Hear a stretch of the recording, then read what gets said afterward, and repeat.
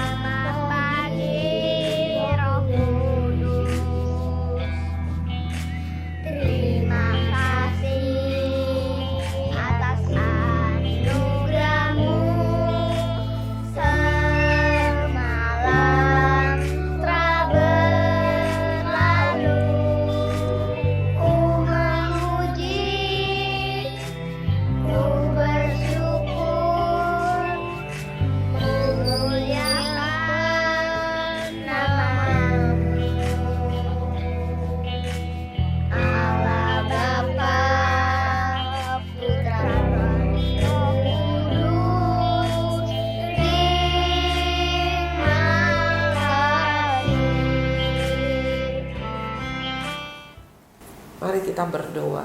Bapa dalam surga, kami mengucap syukur buat kasih Tuhan, buat segala karunia Tuhan di dalam hidup kami, untuk segala kebaikan Tuhan.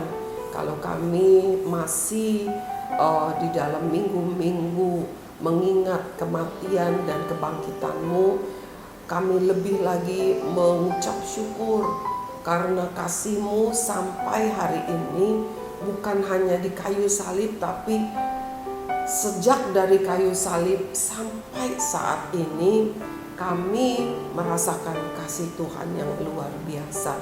Mari ya Tuhan, inilah piring hati kami, penuhi, kenyangkan kami, agar iman kami bertumbuh menjadi kuat di dalam nama Tuhan Yesus.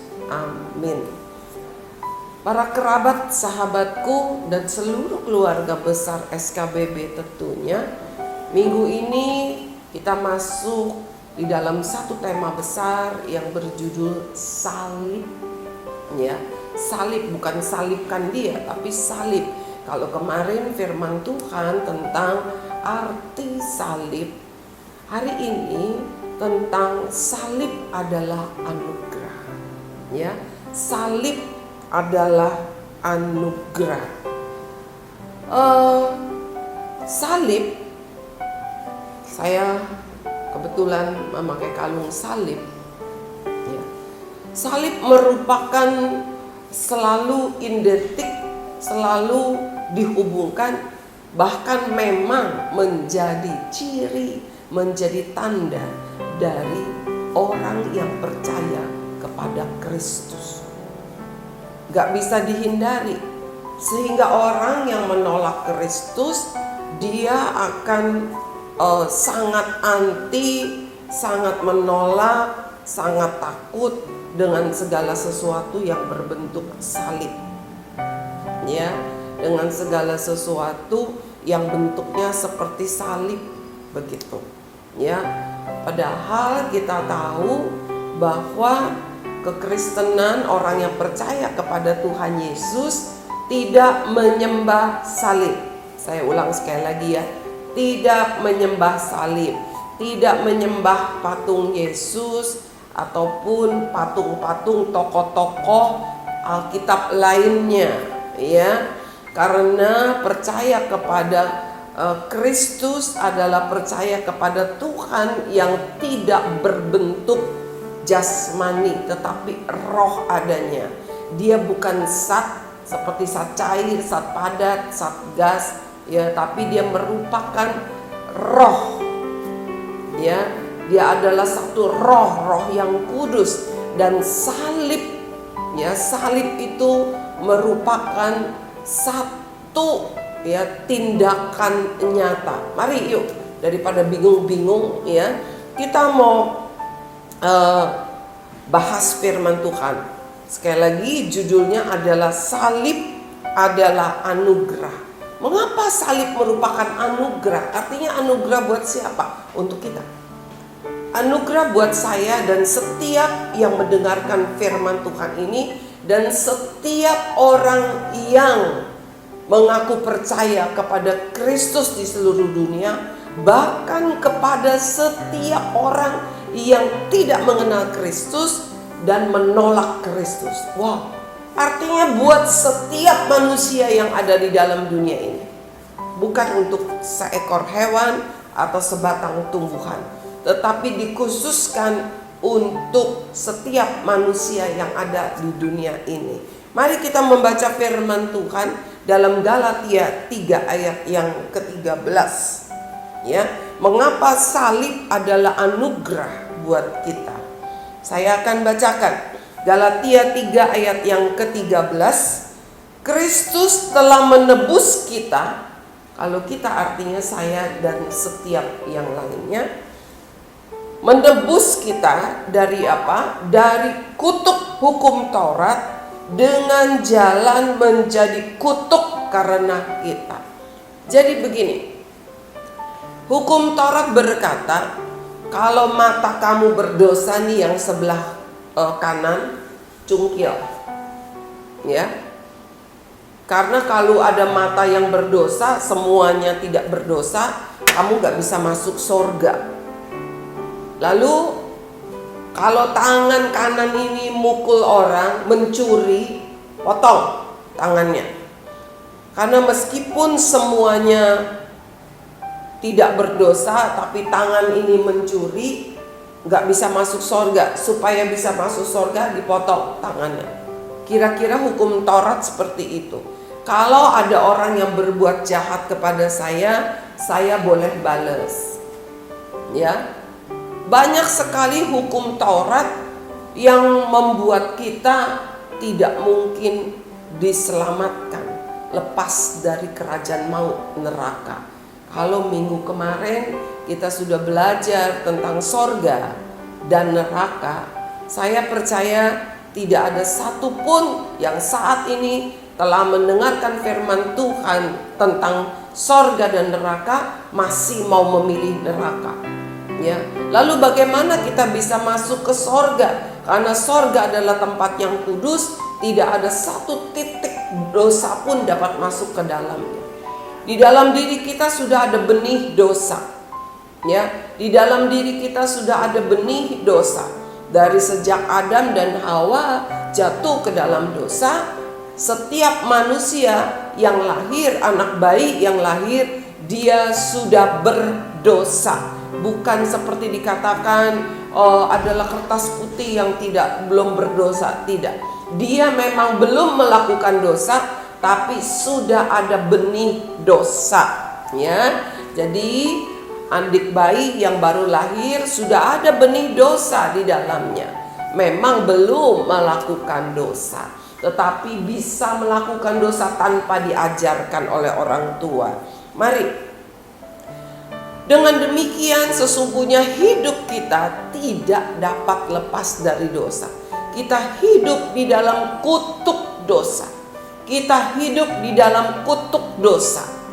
Ya, kutuk dosa yang paling utama adalah maut, masuk ke dalam neraka. Ya, banyak hal kutuk dosa di dalam hukum Taurat, dan tidak bisa satupun cara supaya dosa kita bisa lepas dari kutuk itu. Hukum Taurat bilang kalau kamu salah ini, kamu potong kambing. Kalau salah ini, potong kerbau. Kalau salah ini, potong burung terkukur. Tapi apakah darah binatang bisa hapus dosa kita? Kalau begitu, kita rame-rame ke tempat pemotongan ayam aja. Ya, beli kalau bisa itu darah ayam, kita pakai mandi, kita pakai cuci supaya dosa kita. Gak bisa begitu. Ya, darah binatang tidak mungkin, sangat tidak mungkin bisa mencuci dosa kita, menghapus dosa kita. Lalu kenapa Tuhan kasih hukum Taurat di masa Musa? Tujuannya adalah supaya orang supaya umat Israel berhati-hati supaya tidak melakukan kesalahan. Tapi ujung-ujungnya jadinya gini, gampang, ntar kalau begini tinggal potong hewan. Ya. Nah, mari, artinya kita ini sampai saat ini kita ada di dalam kutuk dosa. Kita ada di dalam kutuk dosa. Dan hukum Taurat berkata orang yang terkutuk itu harus disalib. Jadi harusnya saya yang mengalami disalib. Harusnya setiap yang mendengarkan firman Tuhan ini, bahkan seluruh manusia di dunia hidup di dalam dosa, harus mati di kayu salib menurut hukum Taurat. Tetapi Galatia pasal 3 ayat 13 kita akan baca sekali lagi dari atas. Tadi belum selesai ayatnya ya. Kristus telah menebus kita dari kutuk hukum Taurat. Jadi Kristus yang tebus, begitu. Bagaimana caranya Kristus menebus kita dari hukum Taurat? Dengan jalan menjadi kutuk karena kita. Jadi Kristus yang tidak berdosa, dia menjadikan dirinya berdosa. Tapi bukan artinya Kristus melakukan dosa. Tidak. Dosa saya, dosa setiap manusia ditanggung oleh Kristus di kayu salib. Ya. Sebab ada tertulis, terkutuklah orang yang digantung pada kayu salib. Anak-anak yang Tuhan sayang, di masa itu orang yang paling jahat adalah orang yang harus dihukum mati di kayu salib. Disalib, dianiaya sampai dia mati di kayu salib, dibiarkan mati perlahan-lahan. Itu adalah penyiksaan yang paling setimpal buat orang yang paling terjahat menurut hukum Taurat di masa itu. Jadi yang disalib itu bukan baru pertama kali Yesus, tidak. Banyak sebelumnya, bahkan di Alkitab mencatat berbarengan dengan Yesus ada penjahat di kiri kanannya. Ya. Nah, Kristus disalib bukan karena melakukan dosa, tetapi dosa manusia dia tanggung, sehingga dia yang menjadi terkutuk, manusia lepas dari kutuk dosa. Itulah sebabnya bagi orang yang percaya kepada Tuhan Yesus, salib bukan menjadi satu hal yang menakutkan. Ada yang bilang salib, di dalam salib itu ada jin, ya, atau ada apa, nggak peduli. Tetapi kita sebagai orang yang percaya kepada Tuhan Yesus, kita membaca di Alkitab, justru lewat salib itulah kutuk yang harusnya kita tanggung, ditanggung oleh Kristus. Sehingga salib itu bukan merupakan hal yang menakutkan, tetapi salib itu adalah anugerah buat kita. Kita mau baca lagi di dalam Roma pasal 3. Roma pasal 3, ya. Satu ayat lagi, Roma pasal 3 ayat yang ke-23. Oke. Ya, kita baca 23 dan 24. Karena semua orang telah berbuat dosa dan telah kehilangan kemuliaan Allah. Jadi kita memang sudah berbuat dosa. Gak ada satu manusia pun yang tidak berdosa. Ya, bahkan sejak lahir sudah ada benih dosa. Ya, tadi sudah dijelaskan. Kalau kita berdosa, kita gak punya kemuliaan Allah. Adam dan Hawa ketika belum jatuh di dalam dosa, dia ditutupi oleh kemuliaan Allah. Ya, sehingga tidak perlu penutup yang lain. Tidak punya pikiran yang kotor, tidak punya pikiran yang jelek, tidak punya pikiran yang jahat. Semua kudus. Ya. Lalu dikatakan karena ada dosa, kita semua telah kehilangan kemuliaan Allah. Dan oleh kasih karunia telah dibenarkan dengan cuma-cuma karena penebusan dalam Kristus Yesus. Ya. Oleh karena kasih karunia, oleh karena anugerah, kita ini yang berdosa dijadikan, dianggap sudah benar. Bukan hanya sekedar dianggap, memang benar-benar sudah menjadi benar. Ya, tidak perlu potong ayam, tidak perlu potong kambing, tidak perlu potong anjing hitam. Ya, tidak perlu korban apa-apa, karena katanya dengan cuma-cuma. Kenapa? Karena Kristus sudah menebus kita. Di mana? Di kayu salib. Jadi buat setiap kita, salib adalah anugerah buat kita. Oleh sebab itu, kita tidak mau menjadi orang yang bodoh, yang menolak salib, yang membenci salib. Kalau baru-baru ini ramai sekali dibicarakan, ada sepatu merek tertentu yang dibeli oleh artis Amerika yang nyentrik. Artis itu membuat sepatu itu dengan logo pentagram, logo lambang bintangnya setan. Lalu di dalamnya juga ada lambang salib yang terbalik. Lalu dia juga teteskan di dalam itu tetesan darah manusia 1 tetes. Ya, dia persembahkan sepatu itu, dia produksi sepatu itu sebanyak 666, hanya sekian banyak. Itu sebagai persembahan kepada setan. Anak-anak yang Tuhan sayang, mengapa ada salib lagi? Tapi salib yang terbalik, karena iblis sangat-sangat menolak salib. Dan kita bukan bagian dari si iblis. Kita tidak menolak salib. Jangan remehkan salib, karena salib adalah anugerah untukmu dan untuk saya, untuk setiap kita. Mari kita mau mendengarkan puji.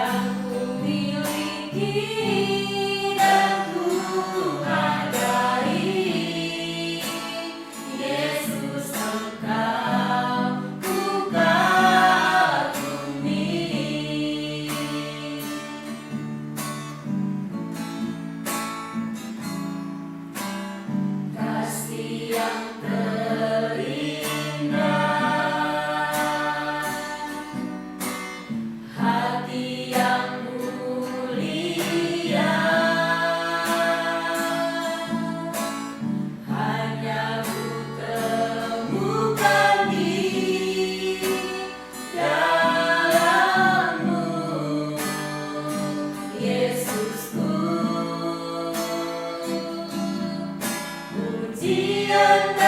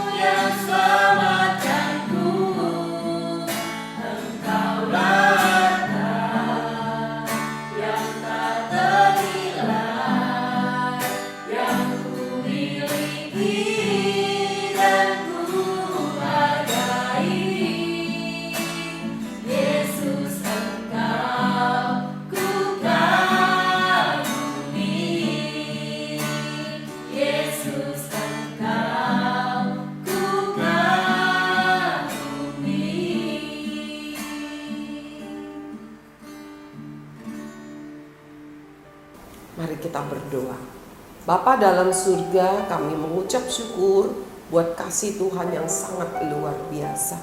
Lewat salib kami dibenarkan, lewat salib kami bebas dari kutuk. Ampuni kalau selama ini kami meremehkan penyaliban-Mu bagi setiap kami. Kami pikir itu hanya sesuatu yang biasa. Kami pikir itu hanya sesuatu yang memang harus Engkau tanggung. Kami terlalu biasa menerima salib itu. Kami tidak menghargainya. Ampuni kami ya Tuhan. Tapi mulai pagi ini kami disadarkan, karena salib kami telah bebas dari kutuk. Karena salib kami menjadi orang yang benar di hadapan. Dan mampukan kami hidup menghargai salib itu dalam hidup kami. Terima kasih ya Tuhan. Kalau masih ada di antara kami yang hidup meremehkan salib, atau anggota keluarga kami yang menolak salib Kristus, kami berdoa biarlah mereka juga boleh mengerti, terbuka hatinya bahwa salib adalah anugerah bagi kita manusia yang hidup di bawah kutuk dosa. Karena tidak ada satupun yang dapat membebaskan kita dari dosa, dari kesalahan kita, hanya salib Kristus. Terima kasih ya Tuhan. Kami percaya Tuhan mendengar doa kami. Di dalam nama Tuhan Yesus kami berdoa, kami mengucap syukur. Amin. Anak-anak yang Tuhan sayang, para kerabat dan sahabatku, pegang teguh salib. Bukan engkau pegang untuk salib nyata, tetapi biarlah engkau mengerti arti salib di dalam hidupmu. Jangan remehkan itu. Sampai bertemu besok pagi. Tuhan Yesus memberkati.